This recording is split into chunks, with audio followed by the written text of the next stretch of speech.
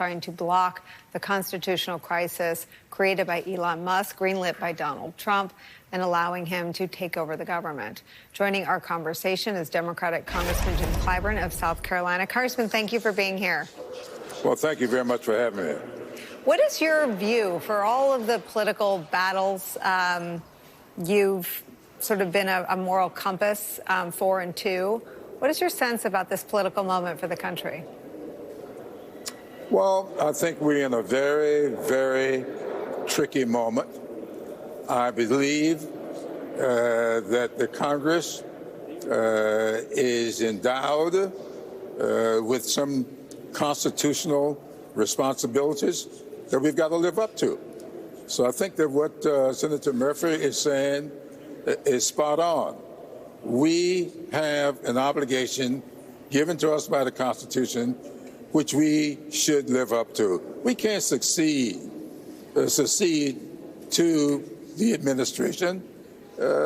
We can work with the administration, and we can work on behalf of the administration. But when it comes to the Constitution, our duties are there. They are one part of a three-legged stool, and we must have cooperation from the other two legs for the people of the country to benefit from our deliberations. As it stands now, it seems that no matter what we decide, the administration has taken upon itself to be the final arbiter, and I don't think that's the way it was designed to work. What do you do when your counterparts in the Republican Party, in the Senate at least, are willing to abdicate their advise and consent role to people that they know that they will say are unqualified, people like RFK Jr.? Well, I think that's what we have to do, is get the American public to understand exactly what the issues are.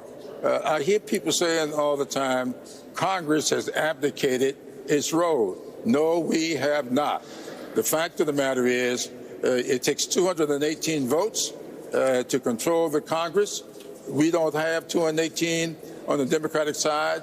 So the abdication here is the Republicans in the Congress have abdicated their role and their responsibility to function properly. If you cede everything to the administration, you are not carrying out your responsibility to the people who sent you here.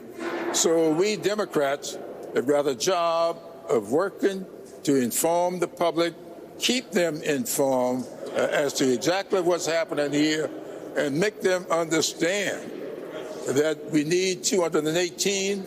Maybe we'll get that after the next election. We did not get it after the last election. And if the people want balance in this system, maybe they'll give us the responsibility of having enough votes the next time around to put some balance into this administration. One of the things that Trump has spent a lot of energy on is retribution at the FBI, at DOJ. At the Pentagon, they're focused on retribution against General Mark Milley. What can Democrats do to protect the stated targets of Trump's retribution? Well, once again, I think that we cannot do much about that. I just read a headline today that the new Attorney General is going to target people for retribution. That is very, very unfortunate. She made it very clear at the hearings that she would not be doing that, but now I read that she will be. Look, we can only do what is necessary to inform people about what's going on. I think that we have a responsibility of protecting the press. The press got a responsibility of informing the public, and all of us have a responsibility of carrying out our duties and responsibilities in such a way that the American people will benefit for a good, wholesome, and secure existence going forward. That's a responsibility all of us share.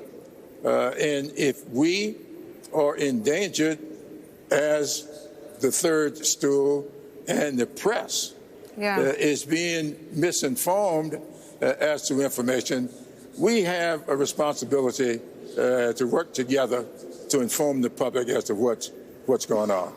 Look, I appreciate your candor and informing the public at this point is something that Trump's making pretty easy, doing things from the podium that if everybody knew, I'm pretty sure they wouldn't all feel great about. So we're going to continue to call on you because no one does it with the clarity that you do. Congressman Jim Clyburn, thank you for joining us today. Well, thank you very much for having me. Thank you. When we come back, the questions aren't going away.